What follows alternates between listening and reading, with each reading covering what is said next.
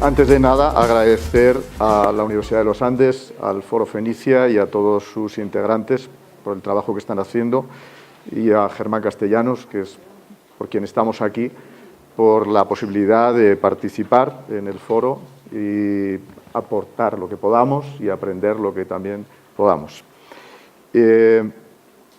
Voy a explicar rápidamente, mientras van pasando unas imágenes de lo que nosotros hemos hecho y hacemos en el estudio profesional. Voy a intentar explicar el estudio. Voy a decir nada más que es un estudio con un tamaño relativamente grande dentro de lo que son los estudios de España. Tiene un carácter multidisciplinar, tanto en el tipo de trabajos que desarrollamos como en los profesionales que le integran. Tenemos arquitectos, ingenieros, biólogos, sociólogos, etcétera. Y también que tenemos una participación, una dedicación bastante alta a I+D, que llega al 25% de nuestra actividad y nos convierte en una pyme intensiva en I+D a los efectos de la Unión Europea. Y luego quería hacer dos reflexiones antes de entrar en la materia, que va a ser un pelín árida, porque lo que me toca a mí es expresar cómo se ha desarrollado la regeneración y la rehabilitación urbana en el País Vasco. Van a ser pocas imágenes y mucho texto, que por otra parte, como pretendo ir un poco rápido, las ideas clave las voy a decir prácticamente desde el inicio, y luego el material que voy a presentar estará a disposición de quien quiera tenerlo para poder verlo con más detenimiento, porque si no es muy difícil realmente entrarle a todo el material que hay ahí. Estas reflexiones son a partir de dos cosas. Uno, de la necesidad en los procesos de regeneración de una oportunidad que sirva de tractor, como se ha visto en el caso del País Vasco, donde la necesidad de una transformación económica muy fuerte por el cambio de modelo económico, al desaparecer gran parte de la industria pesada que existía, dio lugar a la transformación que se ha dado. Y la necesidad de diálogo. Estas son dos ideas que van a ser claves para poder desarrollar una actividad de este tipo. En el caso de cómo estamos en estos momentos en el País Vasco y en general en España, porque la normativa básica es la misma, pues lo más avanzado que hay en estos momentos es la Ley 8 de 2013, de 26 de junio, de rehabilitación, regeneración y renovación urbana. Esta ley plantea prácticamente un escenario en el que se permite casi de todo para poder llegar a la regeneración urbana. Llega a un punto que ya desde su partida da la idea de a dónde se quiere llegar. Prácticamente en sus primeros artículos define que el sujeto obligado por la ley es cualquiera que tenga una propiedad o un derecho real en el área definida de regeneración o de rehabilitación. A diferencia de lo que son los procesos generales de urbanismo, en el cual el sujeto sí es el propietario, pero es un sujeto pasivo, aquí no, aquí es un sujeto activo obligado.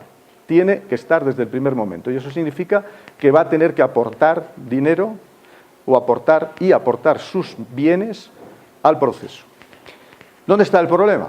El problema es que esto es una ley, y para los que conozcan el ámbito legislativo, sabe que una ley es de aplicación muy difícil si no existe reglamento.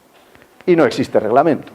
No solo no existe reglamento, sino que no va a existir reglamento jamás, porque las competencias urbanísticas en España están conferidas a las comunidades autónomas, con lo cual es cada comunidad autónoma la que tiene que desarrollar todo su marco reglamentario. De momento, todavía creo que no hay ninguna comunidad que haya desarrollado su marco reglamentario, con lo cual, aunque existe una ley, el desarrollo es relativamente complicado. La ponencia del profesor Yu me ha dado a pensar en lo difícil que es todo lo que estamos hablando. Él nos estaba hablando de cómo es un proceso reparcelatorio en el cual transformamos la distribución de un territorio en otra transformación, y estaba yo recordando que en el caso de España este hecho ya está desde la ley de ensanches de 1864, desde hace 156 años prácticamente, 154 años. Que en 2018 sigamos planteándonos esto no tiene mucho sentido, porque estábamos hablando de lo mismo, o estaban hablando, yo no estaba en aquel momento, de lo mismo que se estaba hablando ahora. ¿Dónde está el problema? Pues el problema está en que son procesos muy complejos porque afectan a mucha gente, afectan a aspectos y fundamentalmente a la vida de la gente, y por eso decía que es fundamental que haya un diálogo. Sin diálogo es prácticamente imposible. Las legislaciones son muy complejas. Cuanto más avanzado es un país en el desarrollo económico y social y legislativo, se hacen más complejas, y sin un trabajo de diálogo es prácticamente imposible. Como decía, esa es una de las ideas fuertes. Y la otra es el hecho de que tiene que haber una iniciativa, un elemento tractor que nos mueva en esto. En el caso de la transformación que se está dando ahora mismo en España, y en el País Vasco pues es un modelo de ello, ¿de dónde viene lo que está ahora mismo en movimiento? Pues viene de la Unión Europea. La transformación en España empezó en el 1982, cuando todavía, bueno, en el momento en que entra en la Unión Europea, España. Y en estos momentos la regulación que está tirando de esa transformación es concretamente la Directiva de Eficiencia Energética de la UE. O sea, no tiene nada que ver con la transformación urbanística, tiene que ver con las emisiones de carbono y con la eficiencia energética. Entonces, ¿qué tiene que ver esto con la transformación urbana? Pues tiene que ver que la Unión Europea ha tomado como tractor la eficiencia energética para arrastrar esa transformación. También otras transformaciones del modelo de movilidad, del modelo energético de nuestra industria, etc. Pero en el campo que nos atañe, en el campo del urbanismo, lo ha tomado como tractor para moverlo. ¿Por qué? Porque hay dinero para hacer eso, porque va a haber mecanismos legislativos, porque va a haber gobernanza, porque va a haber muchas instituciones y mucha gente que está interesada en esa transformación. Y aprovechando eso, en las directivas de la Unión Europea, la Directiva 2010/31/UE, la Directiva 2012/27/UE y la última que ha salido, la Directiva 2018/844/UE, lo que nos está marcando, además de la eficiencia energética, está marcando que esa eficiencia energética va a tener como suma transversal la sostenibilidad ambiental, la cohesión social y el aumento de calidad de vida de los ciudadanos en las viviendas, en los edificios y en los espacios urbanos. Y está definiendo además que esta transformación tiene que tener un carácter integrado, completo, en todos los niveles que hemos hablado, la vivienda, el edificio y el espacio urbano, y que además las políticas que tienen que llevar a eso tienen que ser integrales. O sea, tienen que ser que sumen todos esos elementos transversales que suman el ámbito físico, el ámbito social, el ámbito económico, el ámbito ambiental y ese ámbito integrado que hemos hablado a la actividad edificatoria. Como vemos, marca además que las intervenciones deben ser prioritariamente a escala de barrio y que tienen que tener el menor consumo de recursos, lo cual es lógico. Si queremos eficiencia, lo que primero que tenemos que partir es de reducir. Ya sabemos que cuanto más reducimos nuestras acciones, somos más eficientes y somos más, sobre todo, ecoeficientes. Y por lo tanto, lo que lleva, a dónde quiere llevar, es a una autosuficiencia de las ciudades, de los barrios, de los edificios, en plazo medio. Plazo medio para la Unión Europea no son 100 años, no son 150 de lo que estábamos hablando. Plazos medios son pues los que plantea ella, 41% de reducción de consumo de emisiones de carbono para 2020 y reducción del 80 al 95% para 2050. O sea, estamos hablando ya de unas cosas muy concretas. No estamos hablando de aspectos genéricos, ni de metas. Estamos hablando de unos objetivos concretos mensurables. Bien, lo dejo aquí y voy a hablar un poquito de qué ha pasado en el País Vasco, el pasado hasta ahora, porque lo que estamos hablando ahora es lo nuevo, sobre lo que se está trabajando. Entonces, va a haber esta presentación en la que voy a hablar de lo que se ha hecho y otra muy cortita de en lo que estamos trabajando en estos momentos. Esto es un trabajo que ya corresponde al grupo de investigación. Bueno, aquí vamos viendo un poco qué es lo que se está trabajando. Esto fue objeto de una tesis que se cerró hace 2 años, que dirigí yo con una investigadora que es ahora del grupo de investigación y que se dedica justamente a este ámbito de la participación, del diálogo social y de la regeneración urbana. Pasa, por favor. Bueno, la perspectiva de motivación de la tesis, fundamentación teórica, planteamiento, pasa, vamos a ir rápido, pasa, por favor. Importante, primero, unas ideas clave. La calidad de vida e incluso la supervivencia de la humanidad estará en buena parte condicionada por su capacidad de conocer y controlar la relación de las ciudades con su medio ambiente. Un gran profesor portugués comentaba que las ciudades no pueden ser sostenibles, nunca lo van a ser, como no es una cocina en una vivienda.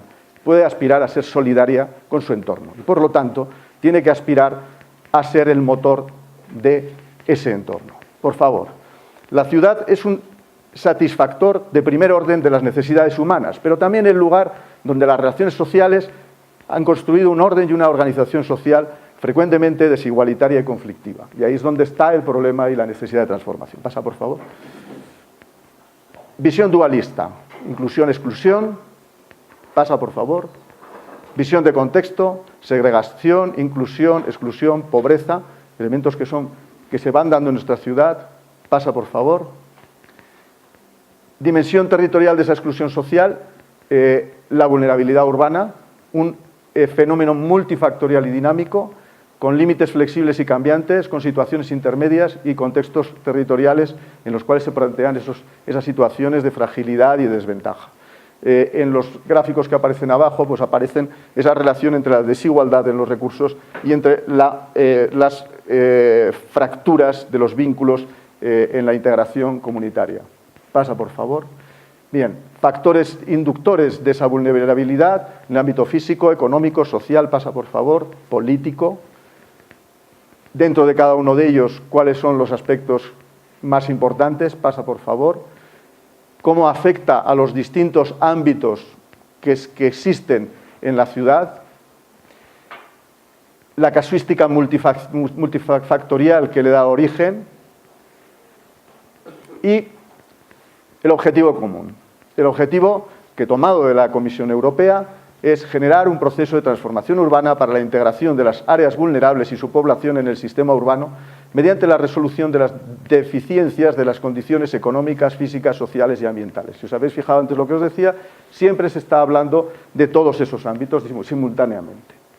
Pasa, por favor. Y las dinámicas de retroalimentación, estímulos externos para revertir los procesos, intervención pública para garantizar los derechos fundamentales y el justo reparto de recursos públicos, más la priorización. Estas son las políticas de regeneración urbana que en estos momentos se están acometiendo. Pasa, que se han acometido desde los primeros tiempos, pero que cada vez son más importantes. Condiciones fundamentales, impacto sobre áreas más vulnerables, pasa, por favor. Abarcar de forma sinérgica los múltiples ámbitos sectoriales. Esto es muy interesante tenerlo en cuenta. La integralidad. Y el otro concepto clave, la incorporación de la visión global de la ciudad y la región, que es la integración. Son dos aspectos que son a veces difíciles de entender y que llevan a confusión en todo el contexto. Y por eso quiero que se fijen claro. Cuando hablamos de integralidad, hablamos de transversalidad, de estar abarcando todas esas políticas que estábamos señalando. Y cuando hablamos de integración, hablamos de escala, hablamos desde la vivienda hasta la ciudad y el entorno de la ciudad del cual vive. Fijaos que aquí está hablando las distintas posibilidades de actuación, van a ser desde la rehabilitación edificatoria física, que es el inicio por donde se empezó a trabajar, hacia una intervención urbana sectorial, que estaríamos hablando dentro de esta línea de integración a pasar a una escala mayor, por ejemplo, de barrio, y cuando hablamos de integralidad, lo que estamos hablando es pasar de esta rehabilitación solamente en el ámbito del físico de la vivienda, a hablar de una rehabilitación integral en la cual se está hablando de aspectos laborales, de aspectos sociales, de aspectos económicos, de aspectos ambientales, etc. Y cuando hablamos de regeneración urbana, ya veis con la diagonal que estamos yendo a la integración de estas dos partes, cuando estamos cogiendo toda la transversalidad y estamos cogiendo a la vez todo el ámbito en todos sus niveles. Pasa, por favor. Ahí se ve un poco que a medida que vamos en esta dirección vamos aumentando el nivel de complejidad. Pasa, por favor. Bien, esto nos lleva a una necesidad de planificación estratégica y a una gestión local intensa, a una gobernanza urbana con coordinación intergubernamental e interdepartamental, asociación y cooperación entre actores y creación de espacios para la participación ciudadana. Bien, ¿qué es lo que está ocurriendo en este marco de vulnerabilidad urbana cuando tendemos a esta regeneración? Lo que nos está pasando, y se ve perfectamente, ya lo aviso, en lo que ha pasado en el País Vasco, es que tenemos complejidad por aquí, evolución temporal, y vemos que cuando nos aumenta la complejidad, evidentemente conseguimos mayor integralidad, mayor integración y mayor grado de gobernanza. Pero, ¿qué pasa? Que durante esta etapa estamos avanzando, fueron tiempos donde se trabajó sobre todo en la rehabilitación del patrimonio. Aquí se empezó a hablar ya de otros temas que afectaban no solo al patrimonio, sino que afectaba a los aspectos sociales, y cuando llegamos aquí estamos hablando de cuando estamos subiendo de escala de los edificios a los barrios y a toda la ciudad. Pasa, por favor. ¿Qué es lo que nos ocurre? Que desde el planteamiento teórico y legislativo, lo que nos va a ocurrir es que a medida que aumenta la complejidad, lo que nos ocurre es que no aumenta, sino que empieza a fallar la capacidad de implementación. Pasa, por favor. Y cuando estamos hablando de barrios vulnerables, no solo de zonas que tienen un grado de obsolescencia, lo que ocurre es que esto todavía es mucho más acusado. Pasa, por favor. ¿Qué nos lleva? Y aquí está la hipótesis de trabajo. Primero, que el planteamiento teórico de la política de regeneración está muy por encima de la implementación, esto es claro, esto es de donde partíamos inicialmente, que el impacto de la política sobre la desigualdad socioespacial de los sistemas urbanos es mínimo, o sea, donde se están produciendo realmente las acciones no es sobre las zonas de más vulnerabilidad, sino sobre las zonas donde es más fácil desarrollarlas. Y la tercera, que la tendencia a diseñar políticas de regeneración más complejas incide en una menor implementación de las mismas en las áreas vulnerables, y que los instrumentos de gestión pública se presumen claves con mayor relevancia cuanto más complejos son los planteamientos de regeneración urbana y mayor es la vulnerabilidad dentro del área. Lo digo ya de antemano. ¿Qué es lo que hemos detectado? Lo que hemos detectado es que en la medida que se hace más complejo el problema, falla. Y no solo eso, sino que, como veréis en el País Vasco, la implementación de las políticas de rehabilitación y posteriormente de regeneración urbana se han llevado a cabo preferentemente a través de las sociedades de rehabilitación creadas para esto. ¿Qué ocurre? Que cuando esas sociedades, esas entidades que se han encargado de la gestión han sido fuertes y han dispuesto de los medios suficientes, allí ha sido mucho más alto el grado de implementación. Mientras que cuando no han tenido medios suficientes, humanos y técnicos y legislativos, la posibilidad ha sido mucho más baja.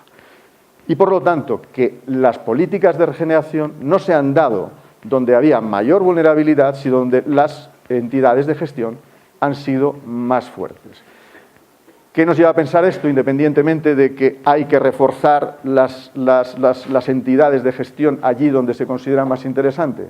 Lo que sí nos lleva a pensar es que cualquier proceso de regeneración lo que exige es que tengamos unas entidades de gestión que sean suficientemente capacitadas para llevarla a cabo. Cuando estábamos hablando estos días pasados dentro del ámbito de Fenicia con la gente que estaba interviniendo, Nos estábamos dando cuenta de la importancia que tiene un actor que tiene capacidad, que tiene medios personales de conocimiento y que tiene un interés social, etcétera, etcétera, para sacarlo adelante. Porque si no, es prácticamente imposible. ¿De acuerdo? Pasa, por favor. Bueno, el planteamiento para desarrollar esto fue estudiar el planteamiento teórico estratégico, planteamiento de los planes y programas que se han desarrollado en la CAP.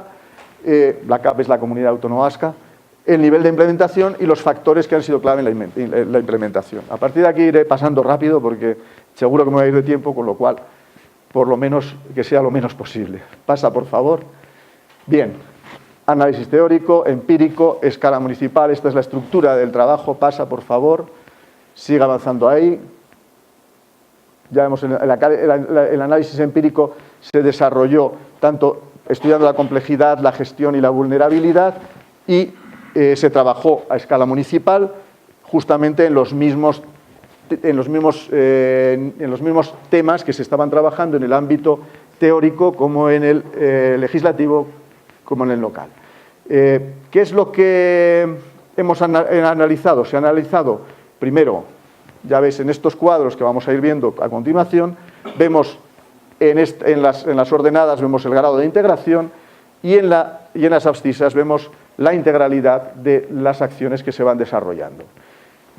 Cuando hablamos de integración estamos hablando de equilibrio social, accesibilidad, centralidad urbana, complejidad, metabolismo urbano. Cuando hablamos de integralidad hablamos de los aspectos que tienen relación con el arquitecto y el ámbito urbanístico, con el ámbito socioeconómico, con el ámbito sociocultural y con el ámbito ambiental.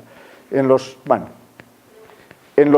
globitos que van apareciendo con distintos colores lo que son intervenciones realizadas, que serían estas, la percepción que tienen los expertos. Hablamos con toda la gente que había tenido relación con estos procesos, las acciones que eran subvencionables y los objetivos del programa. Se parte de objetivos, hay unas acciones subvencionables, hay unas intervenciones realizadas y cuál es la percepción de los expertos. Entonces, si nos fijamos, los objetivos del programa estaban aquí, un grado muy alto de complejidad, un grado muy alto de integralidad y de integración. Sin embargo, cuando vemos la percepción de los expertos nos dice que no se llegaba ahí, y cuando vemos realmente, las acciones subvencionables, donde se va a dar dinero, ya son menos, la percepción de los expertos todavía es más baja, pero cuando analizamos realmente lo que se ha hecho, es que se ha quedado aquí. O sea, ya se ve que la dificultad es muy grande. Pasa, por favor. Bueno, el análisis empírico nos llevó a ver la gestión de los entes públicos que la habían llevado a cabo, todas las sociedades de gestión que hay en el País Vasco. Pasa, por favor. En el cual lo que mirábamos son todos estos indicadores que va viendo por aquí. Pasa, por favor. Lo mismo respecto al grado del diagnóstico de vulnerabilidad urbana, por favor. Indicadores que se estaban mirando en todos estos casos y toda la información de dónde se sacaba y la clasificación según el grado de vulnerabilidad de los municipios que estaba ya determinada, desde muy baja a muy alta. Pasa, por favor. Parámetros cualitativos, pasa, por favor.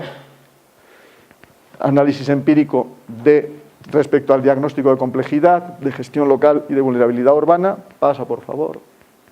Y luego ya pasaríamos a los resultados. Pasa, por favor. Bueno, estos son los planes que se han ido desarrollando a lo largo de los años, empezando desde 1982. Ya veis que aquí estos son temas ajenos. Los nuestros empiezan con la ley de 1982. Esto es lo que es el marco europeo.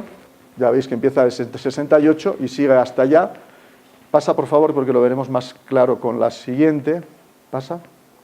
Porque aquí viene lo que ocurre en la CAP en comparación con lo que pasa en Europa, y se van viendo todos los planes que ha habido en la región y que tienen relación con esos movimientos que se van produciendo internacionales. Como os digo, empieza en el 83 con el decreto 278, importante, el decreto 214 del 96, en el que se aprueba la política de ARIS. ARIS son las áreas de rehabilitación integral preferente, y por lo mismo, al crear estas áreas es cuando aparecen por primera vez las sociedades de gestión de la rehabilitación y los distintos planes que se desarrollan en el País Vasco. desde el primero Echevide 1, Echevide 2, y van apareciendo así hasta los que vamos teniendo, que van apareciendo por aquí debajo, que son los que en estos momentos están vivos y con los que se está actuando, que tienen distintos niveles de actuación. Pasa, por favor. En algunos casos ya se ve que los más antiguos eran planes sectoriales, mientras que ya a partir de aquí vamos teniendo planes integrales. Si analizamos a lo que se está viendo en Europa, vamos viendo que también van avanzando. Aquí los planes Urban 1, Urban 2, va cambiando también lo que son todos los marcos de referencia con lo que se está trabajando, y cuando llegamos aquí nos vamos encontrando con la última etapa, que son las SEDUSI, que se promueven en todo el ámbito europeo, que son espacios de desarrollo integrado, en el cual se recogen prácticamente todos los aspectos que hemos ido hablando y que son los que en estos momentos se están manejando en la Comunidad Autónoma del País Vasco. Pasa, por favor. ¿Qué podemos señalar respecto a la SEDUSI, respecto a los programas anteriores? Un tema también importante a tener en cuenta que yo creo que se ha hablado. Destinar prácticamente la mayor parte de los recursos a acciones concretas, muy delimitadas. En lugar de repartir maná sobre todo el mundo, decir, no, vamos a centrar la operación sobre aquellas áreas que entendemos que son vulnerables y que permiten modificar el estatus que tiene en esos momentos la ciudad en esa área y, por lo tanto, que tiene una capacidad de promover la regeneración de otras áreas. Bueno, estos son los planes que hay en estos momentos.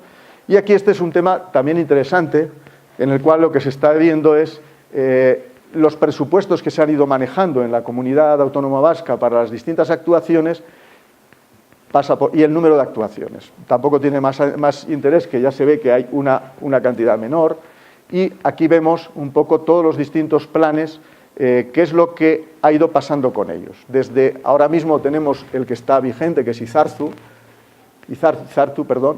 y aquí vemos todos los demás que ha habido. Ya he dicho que uno de los primeros era los ARIS.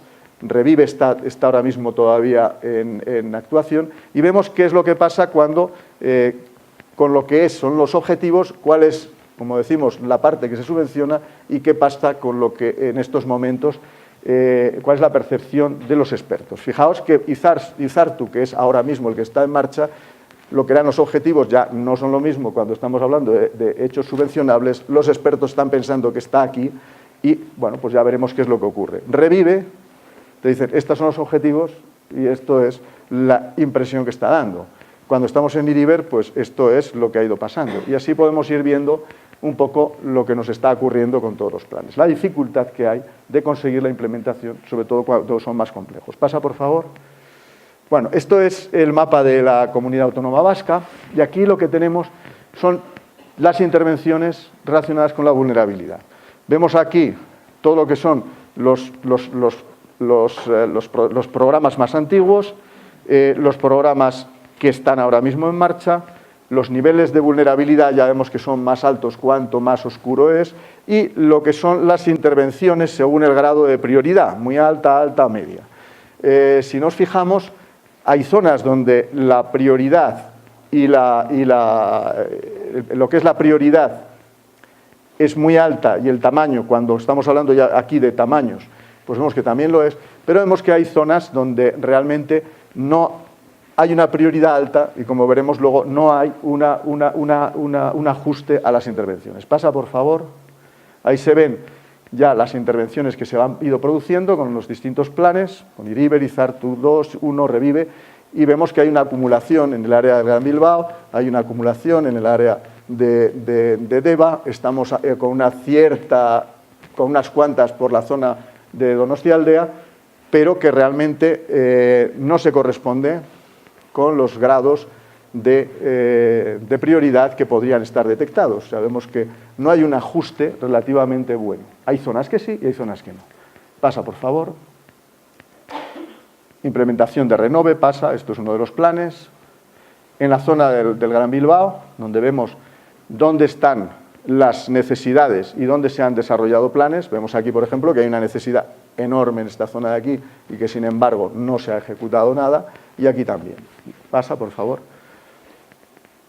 la relación entre vulnerabilidad e implementación y población. Vemos los distintos planes que se van dando, vemos cada uno cómo se ha ido moviendo y vemos que cada vez los planes, por ejemplo, pues son planes que tienen un grado de implementación muy alta, mientras que otros de los planes pues tienen una implementación muy bajita. Pasa, por favor. Vulnerabilidad urbana respecto a implementación y población. Integración e integralidad. Ya veis que en el momento en que nosotros vamos avanzando hacia la integralidad, nos va bajando el volumen de lo que estamos manejando. Pasa, por favor.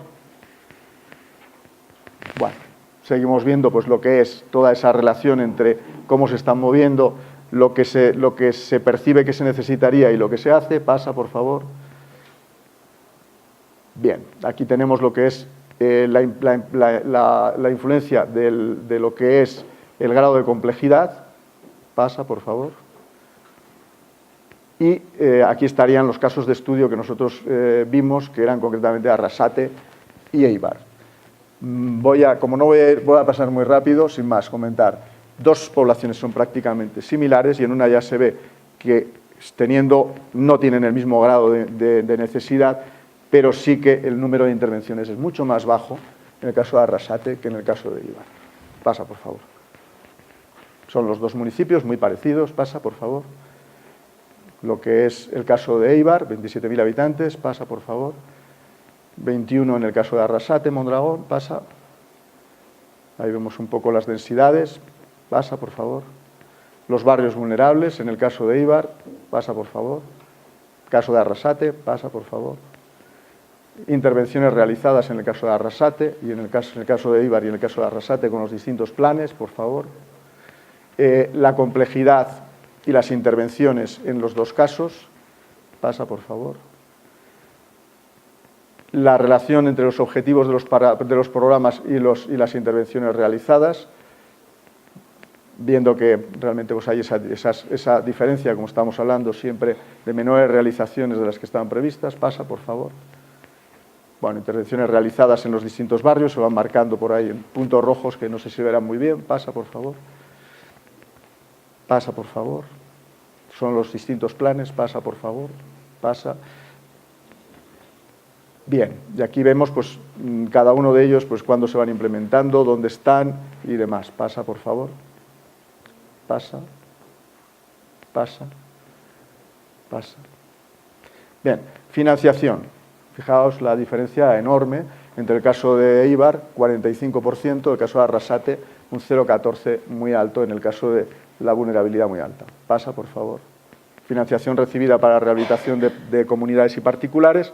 En el caso de Eibar, en lo que es tradicional, 16%, integral nada. En las tradicionales, que hablamos de rehabilitaciones sencillas, se llega al 2 solamente, integral nada, 0. Pasa, por favor. Y financiación recibida para intervención para el espacio público, en los históricos 100%, en lo vigente 0,46, en los históricos el 2 y en lo vigente el 0%. Pasa, por favor. Bien, factores incidentes, pues como hemos visto, los factores principales van a ser el descenso significativo en barrios vulnerables y la participación de la SUR, que es poco influyente en el caso de Arrasate respecto al caso de Eibar. Pasa, por favor. Y los contextos de gobernanza inexistente, escasa de cooperación interinstitucional y la participación ciudadana que no está incorporada en los procesos. Pasa, por favor. Conclusiones. Bien, primero que en el nivel teórico el planteamiento se ha ido complejizando progresivamente. Con la crisis económica, además, la rehabilitación ha adquirido un protagonismo muy grande, aumenta mucho en el discurso político. Pasa, por favor. El nivel de subvenciones, sin embargo, no se corresponde con ese grado de ampliación de la complejidad, sino que ha disminuido de forma intensa por la dificultad que hay. O sea, no es solo que hay menos interés en dedicar dinero, sino que cuando se va a poner dinero para las actuaciones, la Administración es consciente de que no las va a poder llevar a cabo y, por lo tanto, no pone el dinero que en los objetivos se había planteado. La escala edificatoria ha ido ganando fuerza sobre la planificación urbana o territorial y se ha priorizado la rehabilitación energética de los edificios, absorbiendo la perspectiva social de la estrategia. Lo que estábamos hablando, como hay dinero de la Unión Europea, se priorizan lo que son actuaciones puntuales, edificatorias, de eficiencia energética, a lo cual se le suma todo lo que se puede de los otros aspectos de transversalidad, pero se abandonan todo lo que no es el edificio. O sea, la parte de planificación territorial, el barrio, son relativamente abandonados. Pasa, por favor. El nivel de aplicación, la evolución ha sido mínima, las intervenciones se limitan a actuar sobre la dimensión física, sin un criterio de integración de las mismas en una estrategia urbana de mayor entidad. Pasa, por favor. Ahí vemos un poco lo que estábamos hablando. Planteamiento teórico, planteamiento de acciones subvencionables, lo que son programas, que se ve que ya baja mucho, y las actuaciones, donde prácticamente no sube. Pasa, por favor. Impacto mínimo sobre la situación de vulnerabilidad. No ha habido prácticamente variación en todo el transcurso. Pasa, por favor. Y ¿qué factores son incidentes sobre estas divergencias? Pues, por una parte está la voluntad y liderazgo político, que es la principal condición para que los planteamientos estratégicos se hagan efectivos. Hay ya un asalto entre lo que son las estrategias y los programas para desarrollar esas estrategias. Pasa, por favor. La operatividad, que es la incidencia de los instrumentos de gestión sobre el nivel de implementación, que es mayor cuanto más complejos son los programas. Es necesario acompañarlas de herramientas específicas y contextos de gobernanza urbana real. Pasa, por favor. Y luego la visión global y liderazgo local. La posibilidad de implementación equilibrada y justa de las actuaciones, en ellas una herramienta como las sociedades urbanísticas de rehabilitación influye de manera positiva, pero no es determinante si no ejerce un liderazgo real. O sea, es fundamental que el ente que está gestionando sea líder. Si no es líder, el problema sigue manteniéndose. Pasa, por favor. Reconstruir el concepto de regeneración urbana a nivel político y cultural exige un uso apropiado y consensuado. No se trata de reinventar el modelo, sino de aclarar y unificar el uso de la rehabilitación, la regeneración, porque genera confusión. Creo que cada vez es más claro, rehabilitación se refiere a edificios, regeneración implica todo el ámbito en el cual se inscribe. Y extenderlo a toda la sociedad en su conjunto. Pasa, por favor.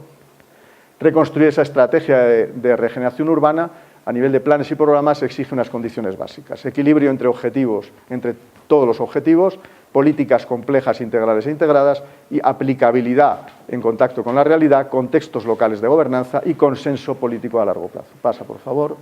Contextos de oportunidad, lo que hablábamos justamente que se está haciendo en el caso de la Unión Europea, que es aprovechar lo que ya se está hablando de los objetivos 2020, de H2020 y los objetivos de reducción del cambio climático 2020 y a partir de ahí surgen esas estrategias de desarrollo urbano sostenible e integrado que son las EDUSI, que es donde se está centrando el dinero público de la Unión Europea para atacar este problema de la vulnerabilidad.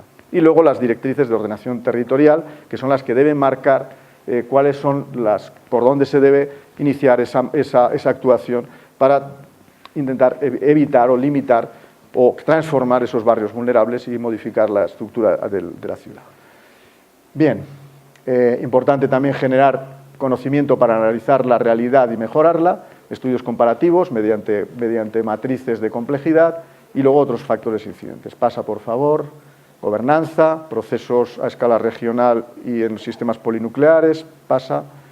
Y para acabar, pues sin más, tener en cuenta que hay una creciente brecha entre lo que hay que hacer y lo que se puede hacerse, lo que importa de verdad y lo que importa para quienes hacen y deshacen, y entre lo que ocurre y lo deseable, como dice Bauman, o decía hace nada más que un año. Pasa, por favor. Y es que ricasco. Muchas gracias. No voy a pasar la otra pequeña presentación que había, porque ya me he pasado mucho de tiempo. Simplemente comentaros que está ahí y que lo que habla es de cuáles son los trabajos que se están desarrollando justamente para trabajar en esas áreas de vulnerabilidad. Se empezó a trabajar hace 4 años, ahora seguimos trabajando con el Departamento de Planeamiento y con el Departamento de Vivienda y esperamos que a partir de ahí se pueda entrar en otra etapa que sea más feliz en cuanto a resultados. Muchísimas gracias.